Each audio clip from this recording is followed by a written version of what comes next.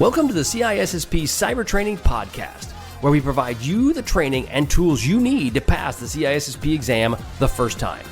Hi, my name is Sean Gerber, and I'm your host for this action-packed, informative podcast. Join me each week as I provide the information you need to pass the CISSP exam and grow your cybersecurity knowledge. All right, let's get started. Good morning, this is Sean Gerber with CISSP Cyber Training. Hope you all are doing wonderful this day. Today is another beautiful day here in Wichita, Kansas, and I just can't complain whatsoever. Today we're going to be talking about Domain 2 of the CISSP exam. We're going to go over some details around some awesome aspects as it relates to that specific area. But before we do, one thing I saw in the news that was interesting today was around the cyber skill gap. Now, this is on InfoSecSecurityMagazine.com. And I don't know if you all have been listening to the news and what some of the changes that have been happening around the world. One of the things that has come up routinely, especially with the economy slowing down, supposedly, who knows what it is, there has been a cutback in relation to some of the cybersecurity workforces. More or less, some people are getting laid off.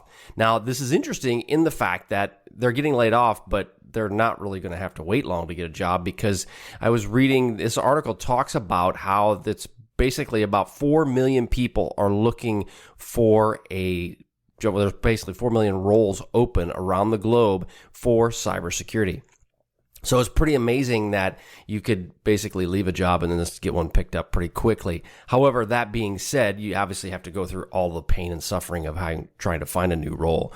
But what they're saying is that out of basically 92% of the professionals that they had dealt with that are in cyber right now still see that there's a strong skill gap within their organization. And I've seen that myself, where there's plenty of people that may be trying to learn cybersecurity, but they just don't have all the skills needed. I will even point fingers at myself in that one of the weak points that I have is around AI and the cloud-based security.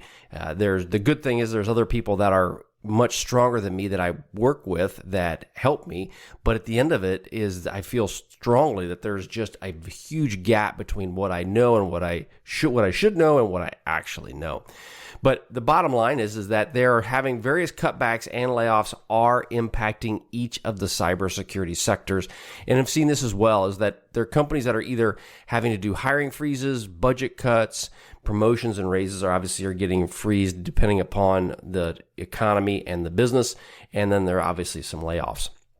Then you look at this screen, you'll be able to see this on CISSP Cyber Training, or actually on my YouTube channel a little bit later on. You'll be able to see that there's around a 30% change in organizations that are either dealing with budget cuts, promotion changes, layoffs, and so forth. So there's a lot that's happening within the cybersecurity space. That being said, I know the Biden administration just came out with, at the time of this recording, a couple days ago, where they're putting in place anything that deals with AI. The U.S. government wants to know about any security gaps that you may have. So that's going to put another burden on our security workforces to ensure that they are able to get that information to the U.S. government. And I assume that wherever you're listening to this, your government's probably going to want something very similar to that. They all kind of follow suit. When they see a shiny penny, they all gravitate towards it. So they go, oh, that's a great idea. We should do that too. And that's what they do. They all like little lemmings, they all kind of chase the same thing. Now, an interesting also part is that they talked about that there's about 28% of cyber professionals reported layoffs elsewhere in their organization. I've seen that personally myself. That's occurred. Whereas in the cyberspace, it isn't so much in my roles, but then other parts of the organization, people were getting let go, which is just, it's not good. It's not good for people. It's not good for morale. It's unfortunate, but it's business. It's not personal. And that's the part that's really hard for some people to understand as well, is just the fact that when companies have to do this, they don't do it because they don't like people. I mean, I guess there's probably companies that do that, but for the most part, they don't do that. It is just business, and they have to deal with the cost of that, but it doesn't help matters any when you're the one that's getting on the receiving end of that.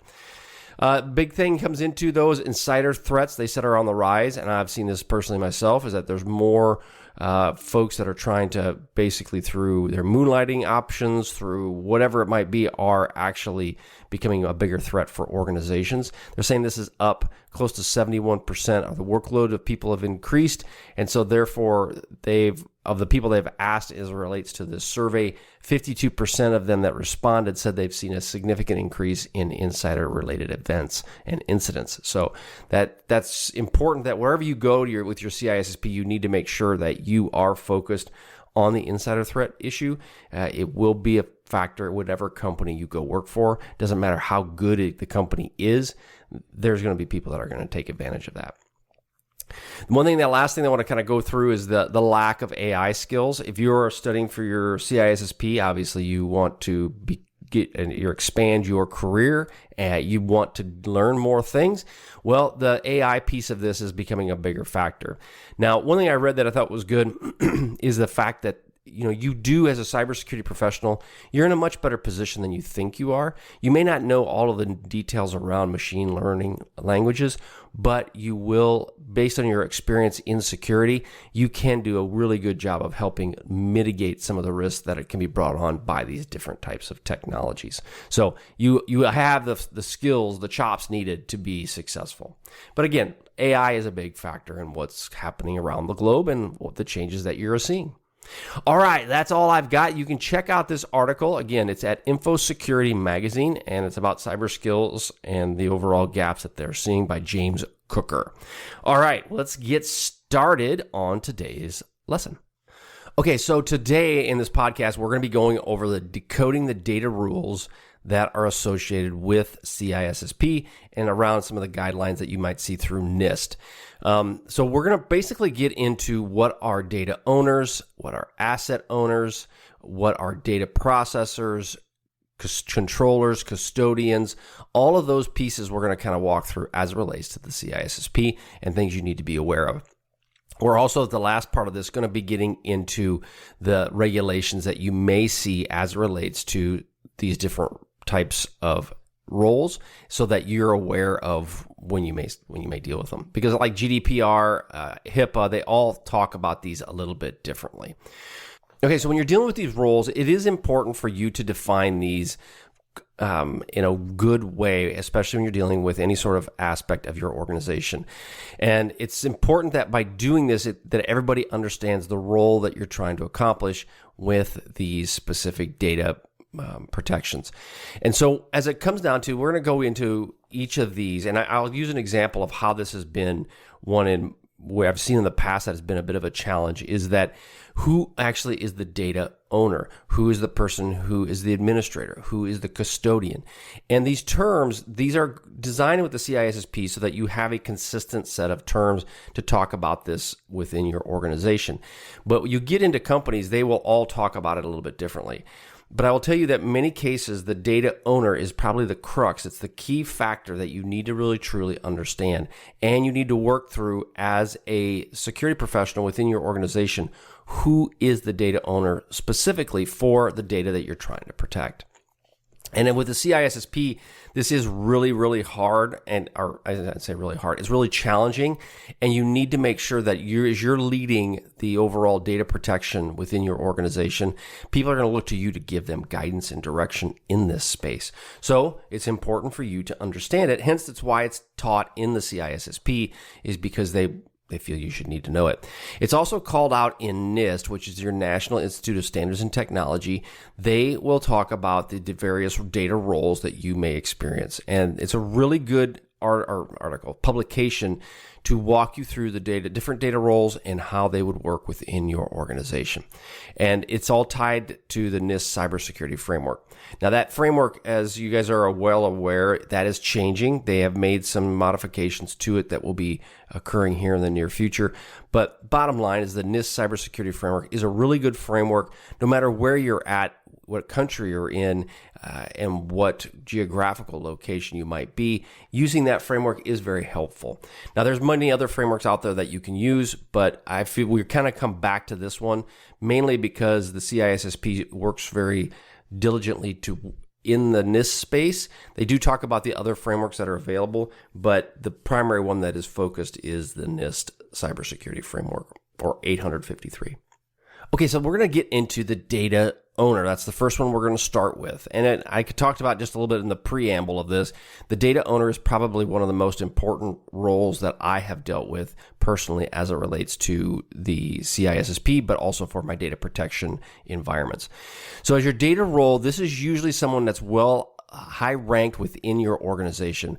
Typically, I've seen it where the CEO or the owner is the actual data owner themselves. They may delegate this responsibility to other people, such as department heads or managers within your organization, but it should be somebody very high up in your company that will understand the data itself, how important the data is, what does the data provide, and so forth.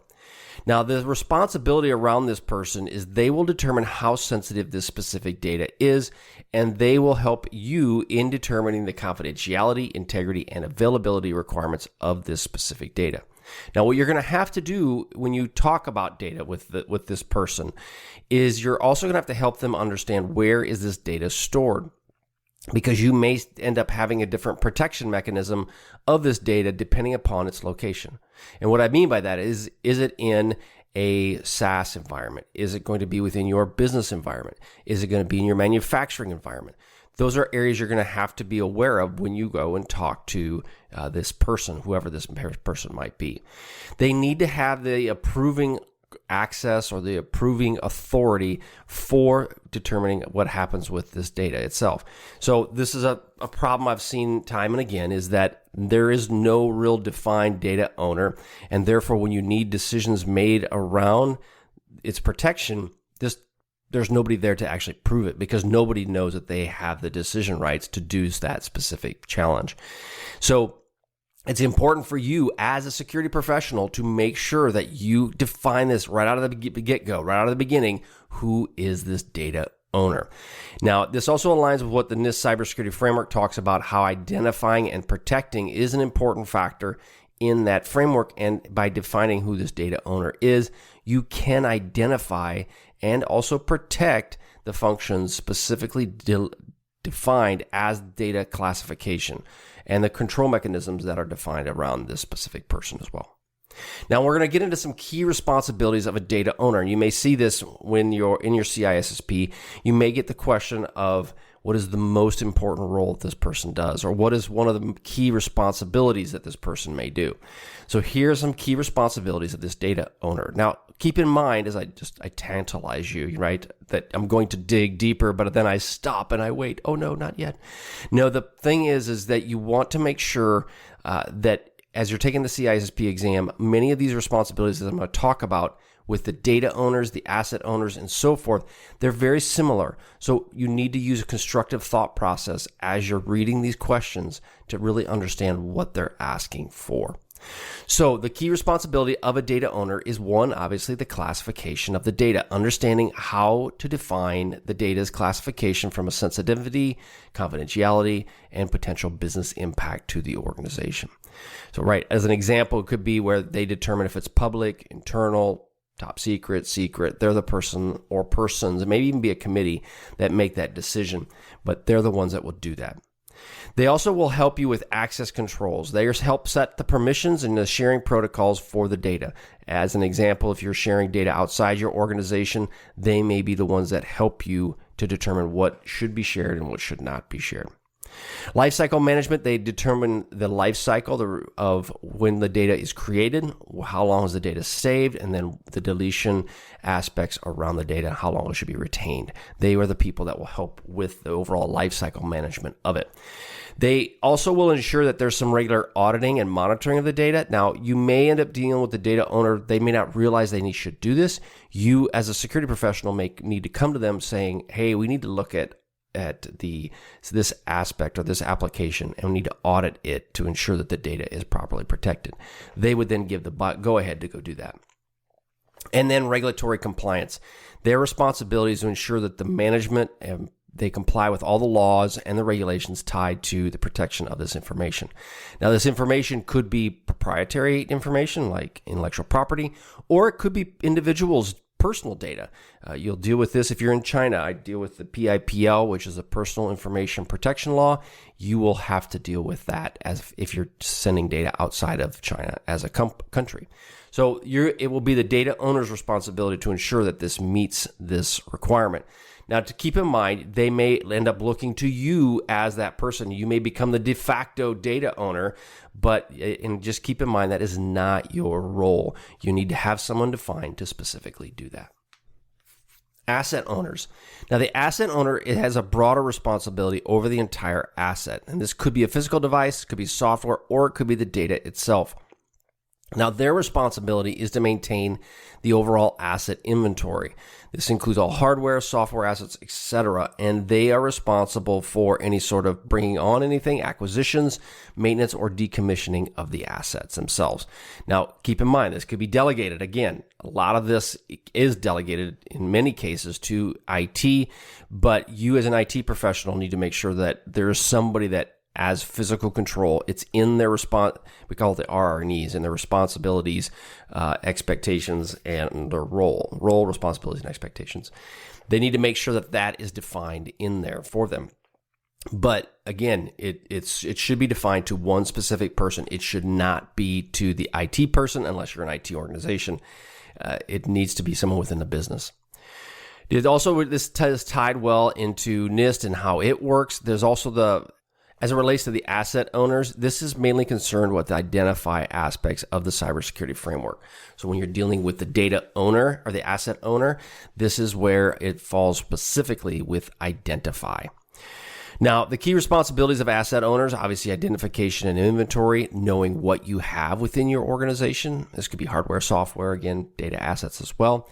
The classification and labeling. Now, this person may work very closely with the overall data owner to understand the classification, but their purpose is to ensure that it is implemented in a way that the data owner may wish. Now, the data owner and the asset owner may be the same person. It just depends. They could be different. They don't have to be different, but know that they want to have the key thing around the CISSP is they were trying to define each of these roles and what their responsibility is. But again, the individual could be wearing multiple hats, being the data owner, the asset owner, and so forth. The asset owner's responsibility is around the documentation. You need to make sure that all the information is documented, where the asset is, to include potential custodians and secondary custodians. They also conduct risk assessments and they implement risk mitigation strategies for the specific assets themselves. They can be tied into lifecycle management, similar as the data owner. Again, they could be one and the same, but they want this specifically broken out. They're tied into auditing and monitoring as well, which kind of tools could be used to monitor the access. As an example, if you have tools that are looking through your environment to know what kind of data you have, what kind of assets you have, there would be an example of, I know Intune uses asset management. As the asset owner, it may be your responsibility to ensure that you keep this tool up and operational and using it to determine your assets within your organization. They also will be important in developing the policies and the procedures around these assets, creating the policy where, okay, so is there patch management? When can you use the asset? When can't you use the asset? Those are the types of individuals that would then help develop and craft that overall policy for your organization. Data processors. Now, data processors, this is usually a third-party organization. It can be in-house, but in many cases, it's a third-party company that was responsible for the manipulation of the data in various business processes. This calls out a lot in GDPR. They want data processors involved, but they're responsible for the overall data itself and the processing of it and the shipment of it as well. Many of their activities are in line with legal and regulatory requirements, and they will have that kind of expectation for the role. When you're dealing with the NIST Cybersecurity Framework, this is relevant to the protect and respond functions as it relates to the CIA triad. So as you're talking about NIST, again, if they ask questions of how is the data protection, or I should say the data processor tied to the overall NIST cybersecurity framework, it would be under protect and respond. Now, their key responsibilities of the data processor would be obviously processing the data on behalf of the controller. They execute specific functions such as storage, encryption or analytics taken for the specific data itself. They are responsible for security measures to ensure that they safeguard the data during the processing phases of this. And they also are reliant upon the compliance and documentation piece to ensure that the controller's instructions are properly followed and that they're in compliance with the legal requirements that may be defined by that specific controller. And this may be you keep logs, you may keep audit trails and so forth, but this person is responsible for that. Any sort of data breach as it relates to the data itself, they would be the person that would contact the data controller. Now keep in mind the processor and the controller could be the same person, once again, but they wanted to define each of these specific roles so that you knew what the processor did, you knew what the controller did, and so forth.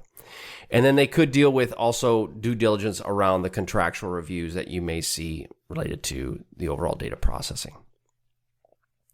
Now, data controllers, these are people that determine the purpose and the means for data processing activities that may occur. Now, typically the data controllers are within, like say, within a company. You'll have a controller who their responsibility is to know what data should be processed.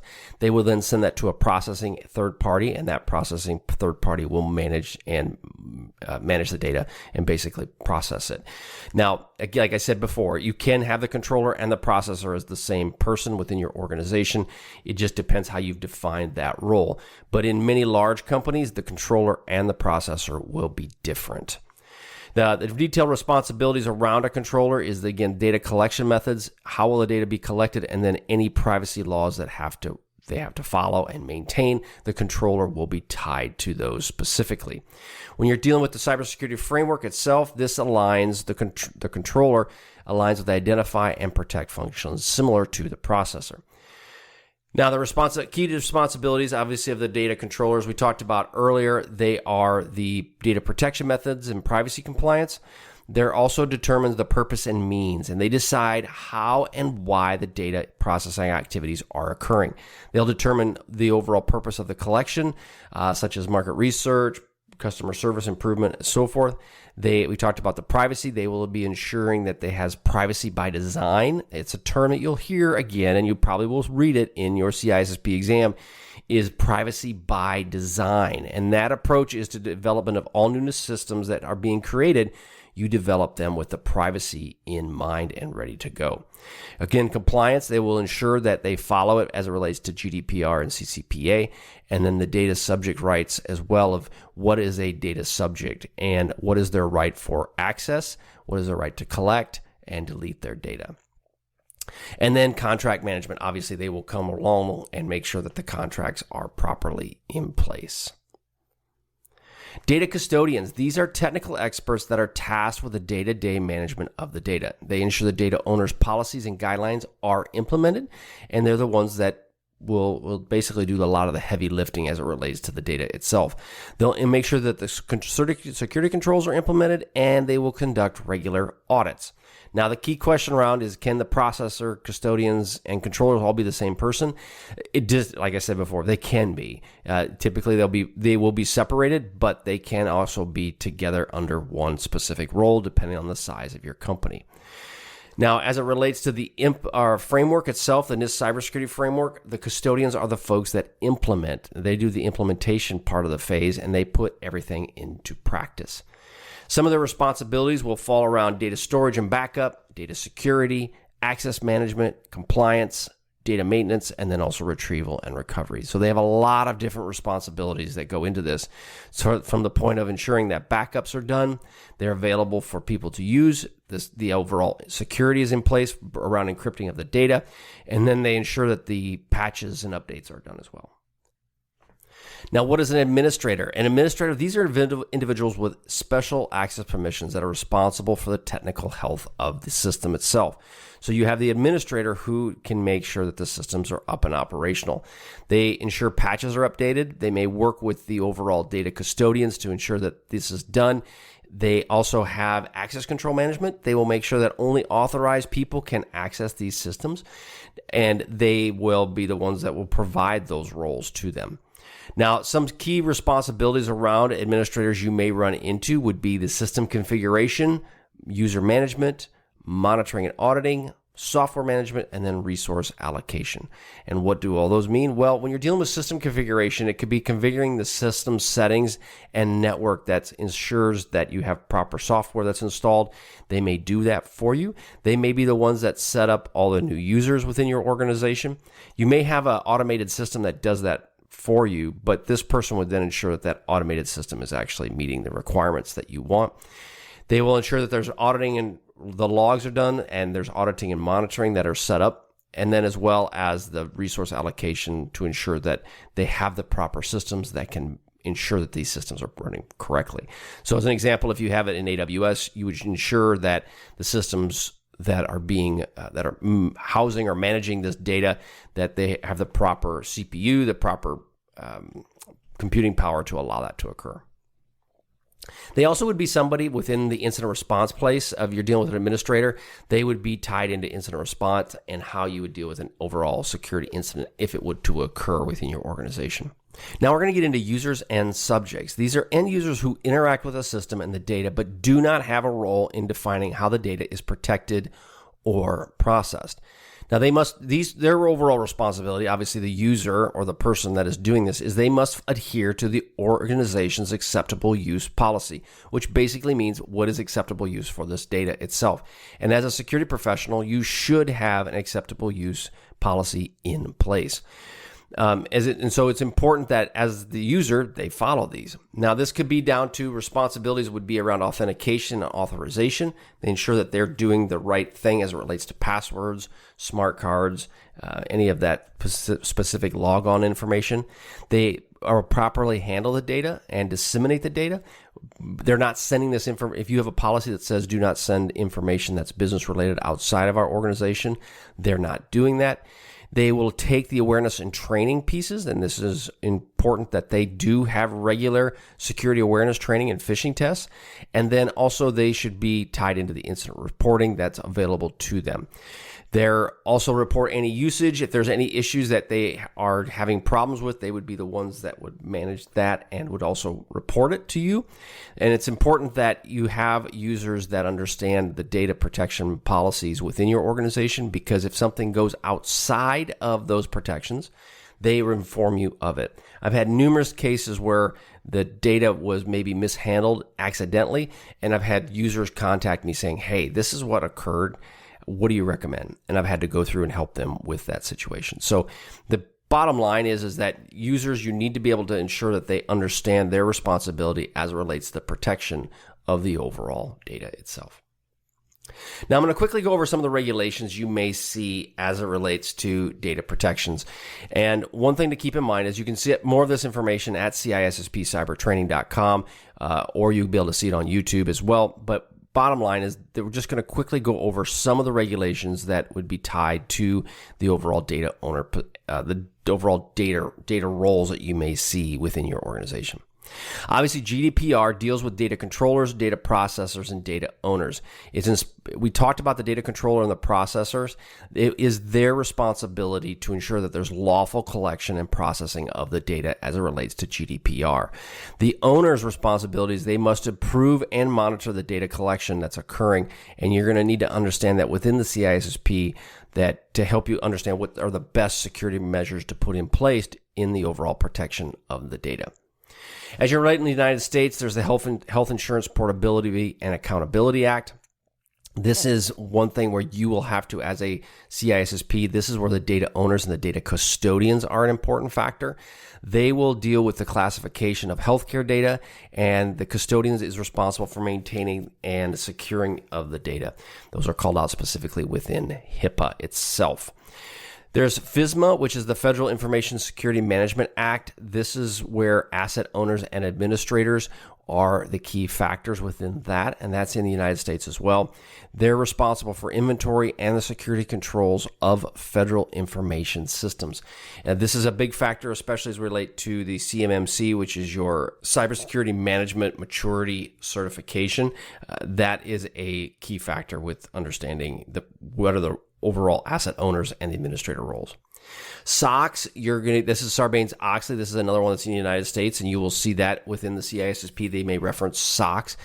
It deals primarily with the overall financial sector, and it deals with business practices, including data handling and the transparent and correct reporting. This would be tied to business and mission owners. So folks that own the business themselves, their responsibility are tied to specifically with SOX. PCI DSS, the financial industry as well. This is a global thing, not just in the United States. And it calls out data owners and data custodians. These data owners, they must classify the cardholder data, and the custodians must ensure that it is secured and managed. So PCI DSS is a global standard as it relates to credit cards, and you will deal with it wherever you go. California Consumer Privacy Act, this is in California, but it does have broader impacts overall. It does have the responsibilities where the data owners and the users and subjects are a key factor in the CCPA. The data owners must provide transparency of the data, and obviously the users and the subjects have the right to opt out of the data being stored on them. Very similar to GDPR in the fact that you have the right to be forgotten.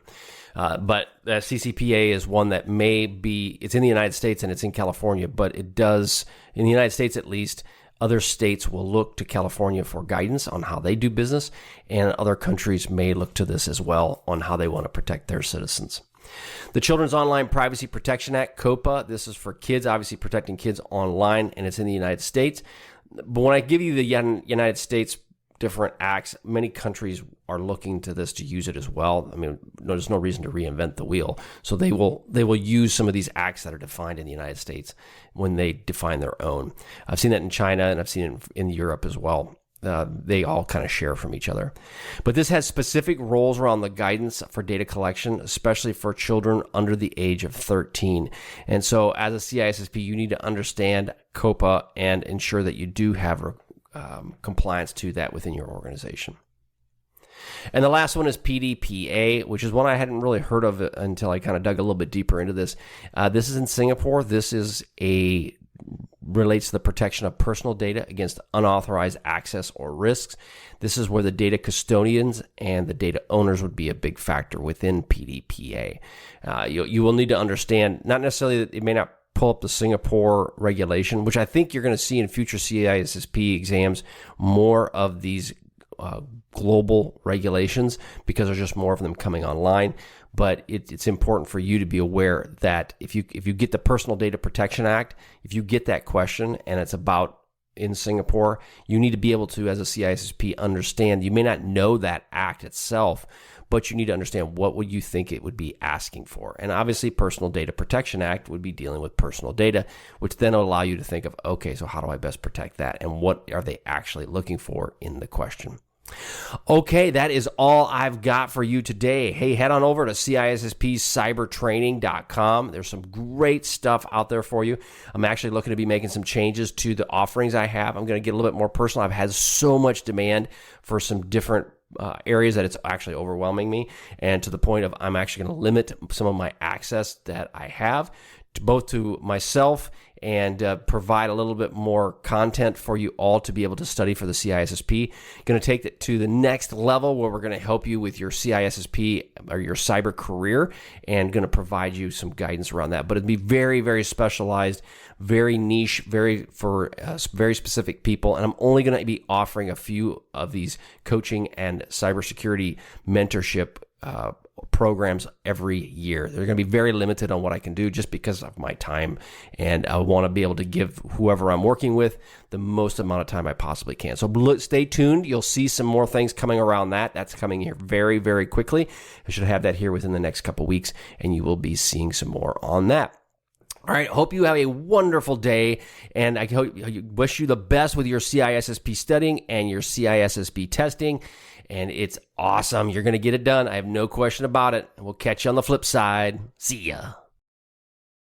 Hey, thanks again for listening today. It's been my pleasure to prep you for the CISSP exam. Are you interested, though, in some free CISSP exam questions? Head on over to freecisspquestions.com and sign up to join my email list, and you'll receive access for 60 free CISSP questions each and every month for the next 6 months. That's a total of 360 questions just for signing up with CISSP Cyber Training. You'll also gain access to other free CISSP resources, so just head on over to freecisspquestions.com and sign up, or head on over to CISSPcybertraining.com and sign up today. Have a wonderful day, and we will catch you on the flip side. See ya.